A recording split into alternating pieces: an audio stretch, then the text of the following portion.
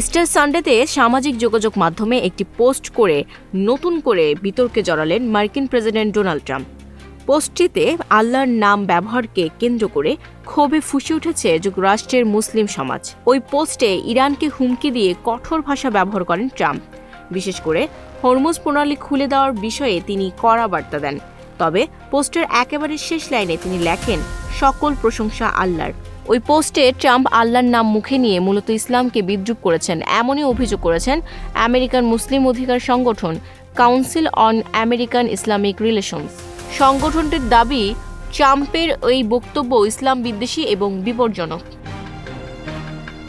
কেয়ারের এক বিবৃতিতে বলা হয়, এ ধরনের মন্তব্য শুধু বেপরোয়া নয়, এটি মানবজাতি ও ধর্মীয় বিশ্বাসের প্রতি অবজ্ঞার বহিঃপ্রকাশ। সংগঠনটি আরও বলেছে, ইরানি বেসামরিক স্থাপনায় হামলার ইঙ্গিত দিয়ে ট্রাম্প কার্যত যুদ্ধাপরাধের হুমকি দিয়েছেন। বিশ্লেষকদের মতে, আন্তর্জাতিক রাজনীতি ও ধর্মীয় সংবেদনশীলতার মতো স্পর্শকাতর বিষয়ে এমন মন্তব্য নতুন করে উত্তেজনা তৈরি করতে পারে।